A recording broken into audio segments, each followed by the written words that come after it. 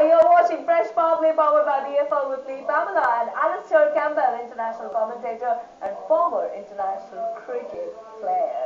কেমন আছো? ভালো আছে। এবং তোমরা কেমন আছো?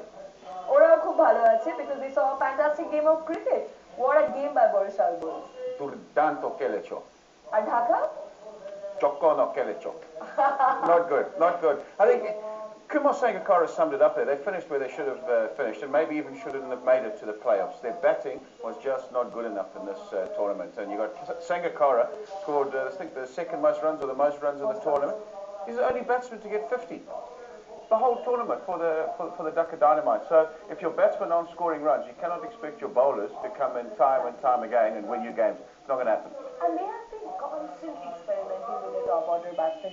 Probably they couldn't just get it right. Nikki Arthur couldn't get it right. Yeah, but if you're constantly changing, it means that you haven't got it right. It means that you don't know what's going on. That you haven't. The teams that are winning are the teams that have got solid batting lineup. That they know what their roles are, where they're batting, and what they have to do. But that first 6 overs is so important, that power play. And if you've got different people and experimenting, and even Yasir Shah was used, Shaikat, if you keep on experimenting, you're not going to have that solid start that you're looking for. And he summed it up in the post-match there. He said the first 6 overs, not only in this game, but I think generally their first 6 overs were not good enough. We'll take a look at the power play. Yep. That was the first one down. I mean, have a look at some of these shots. I mean, that there is just no good. I mean, the batsman, it's not even a proper cricketing shot. Look, he's giving himself room and then tries to flick it off the leg. So, yeah, not good at all. And that was Ronnie Talukta. And then Mohammad Hafiz, he's had a terrible tournament. Terrible tournament. He got one here. I mean, he's I think scored 50-odd runs in the 4 innings he's played, averaging 8. So they needed someone like him, being the experienced international batsman that he is, to come through and get some runs today. He wasn't able to do that. You look at this stroke as well. I mean, his feet are nowhere near the ball. They go straight down the middle of the wicket. Look how far his front foot is away from the ball, nearly a yard. And he swings the back of it, gets a healthy edge. Good catch by the wicket-keeper, but again, a needless dismissal when a batsman was set. This was the most important wicket. And Kumar Sangakkara trying to turn it away on the leg side. Just turned the bat too early, got a leading edge, and looped up. He's not going to catch a simpler catch than that in his career, but look what that meant to him and the rest of the team as well. And then Nasser Hussain, what was he doing?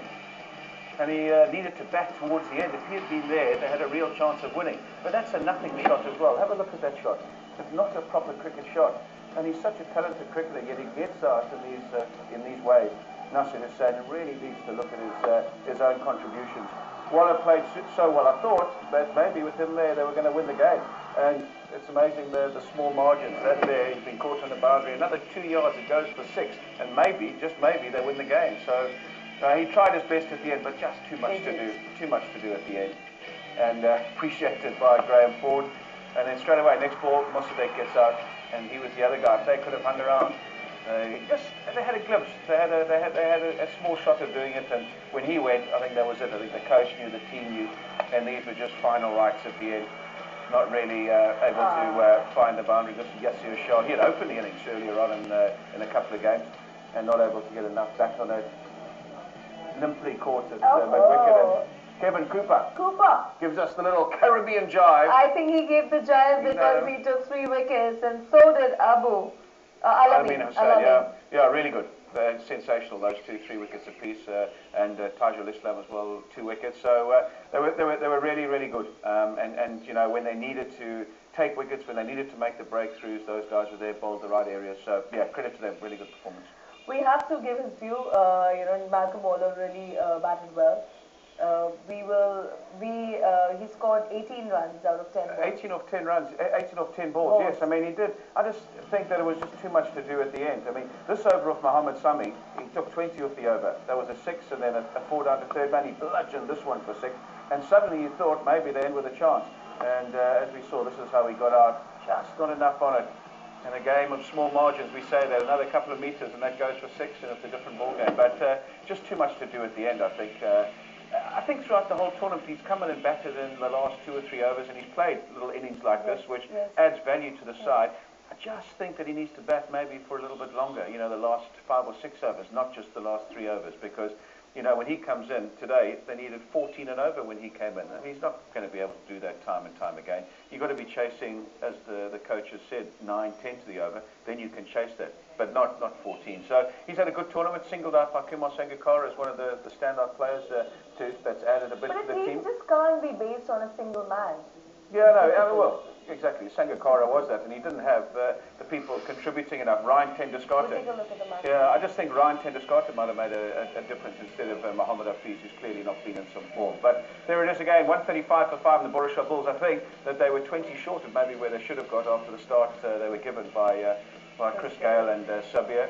And then in reply, 117 for 8. They were just never really in the game, never up with the run rate, the Dhaka Dynamites.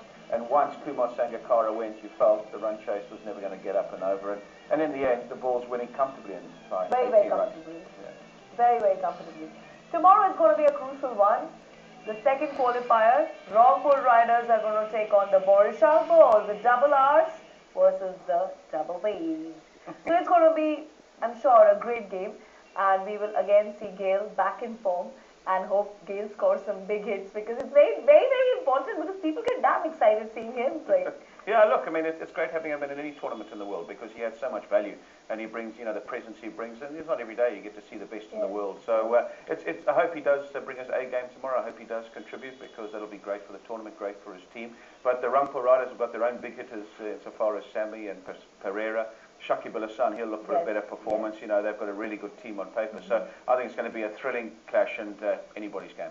Today Shakib was a little, I think, off. He wasn't probably tomorrow he'll come back in a better way. He's a big match player, and I think that he'll relish the opportunity. And tomorrow, there's no second chances tomorrow. No. Tomorrow, whoever loses, you're out. Whoever wins, get into the final. So a lot at stake tomorrow. And, you know, that's when psychologically you'll see the teams coming through. You know, they could be talented on paper, but, you know, the overseas players really need to perform in these crunch games and really need to lead from the front because you can't expect some of the young Bangladesh players. They would never have been in this sort of situation under this amount of pressure. So it's important that those overseas players play well and also lead from the front. We are also under a lot of pressure because tomorrow is a big day. It's a big, big game, the second qualifier. So Alistair and Pamela, we'll be back tomorrow for sure. And you, of course, we will see you there. And you keep waiting because tomorrow is a great day for BPL Season 3 2015. Thank you so much for joining me. And thank you all for joining me. I'll see you tomorrow. Good night.